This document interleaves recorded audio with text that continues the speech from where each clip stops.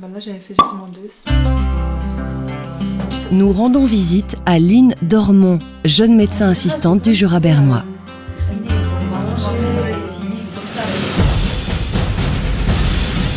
Durant ses études déjà, elle avait décidé d'entrer au service Croix-Rouge, et ce malgré l'instruction militaire que cela supposait. Alors j'étais en 3e année de médecine et puis j'ai reçu à la maison un flyer de présentation du service Croix-Rouge. Et étant donné que j'avais l'intention de travailler après à l'étranger, j'ai pensé que ce serait une bonne occasion pour avoir un complément de formation, quelque chose de tout terrain que je n'avais pas à ce moment-là pendant mes études.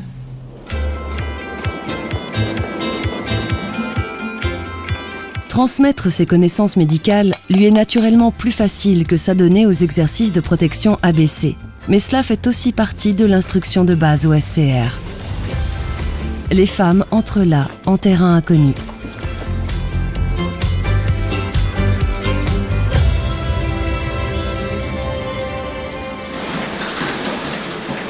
La structure du travail dans un hôpital est la même qu'au sein du SCR. Il faut d'un côté exécuter les instructions claires que l'on reçoit, de l'autre, prendre ses propres décisions et en assumer la responsabilité. C'est probablement une valeur ajoutée, mais peut-être pas tant en tant que participation à l'organisme militaire, mais surtout par une autre expérience. C'est quelqu'un qui a pu participer à quelque chose de parallèle à notre activité et dans ce sens-là qui rapporte une expérience qui peut nous être utile ou qui lui est certainement utile dans son appréciation et dans son approche par rapport aux patients auxquels nous avons affaire dans un hôpital. Ich danke euch ganz herzlich, dass ihr schon mal da seid. Das ist ein wichtiger Tag für euch und für uns. Bilan de santé, information sur le service, Also es ist klar, die Ausbildung, wie ihr auch hier jetzt gesagt, findet in Uniform statt. et test d'aptitude psychologique à l'ordinateur. La journée de recrutement est structurée autour de ces 3 étapes. C'est le début d'une nouvelle tranche de vie qui promet d'être passionnante. Voici arrivé le premier jour de la formation de médecin SCR. À la fin de l'école de recrues, débute la formation de cadre, où les médecins sont préparés à leurs tâches spécifiques. On leur transmet notamment des savoirs sur les interventions en urgence et les aspects importants de la médecine de crise et de catastrophe, ainsi que des connaissances militaires de base. C'est ce qui rend la formation passionnante et variée. Dans les premières expériences que j'ai eues dans le service Croix-Rouge, on est beaucoup plus indépendant que dans un hôpital. Je parle en tant que médecin assistante où je suis encore cadrée par mes supérieurs. Et c'est vrai qu'au service Croix-Rouge, on a un encadrement, mais on nous rend beaucoup plus autonomes et responsables en fait, de nos propres décisions. Donc pour moi, c'était un bon exercice. Par exemple, le paiement de galons qui dure 3 mois dans une infirmerie d'école de recrues.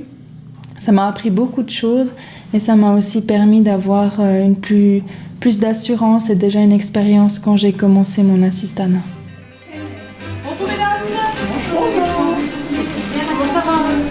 Line a pris une certaine confiance en elle, une confiance qui lui est bien utile dans son quotidien professionnel.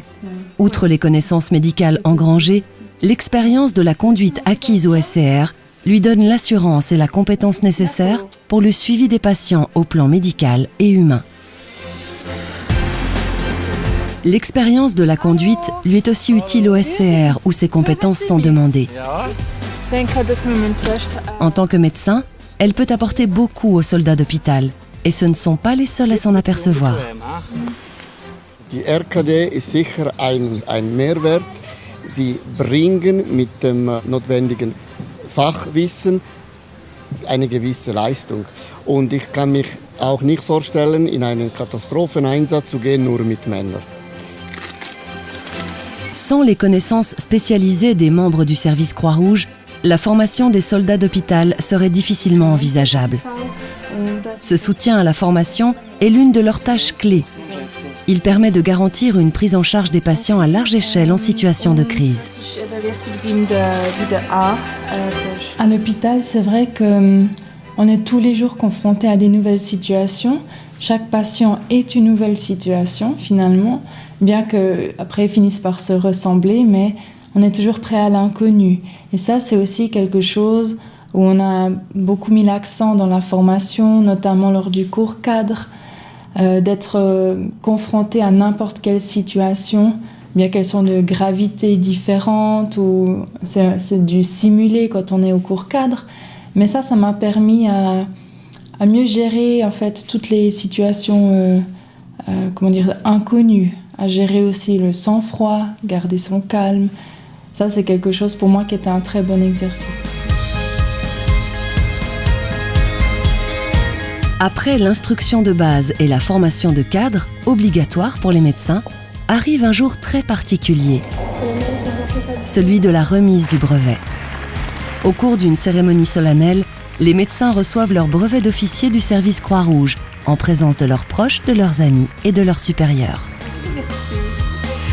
Assister les patients avec compétence signifie prendre des décisions de façon très rapide, mais aussi s'adapter à des instructions, voire des ordres, parfois seul, souvent en équipe, et cela sans jamais perdre de vue les objectifs. Toutes ces situations surviennent aussi au service Croix-Rouge. C'est pourquoi elles y sont travaillées. Non.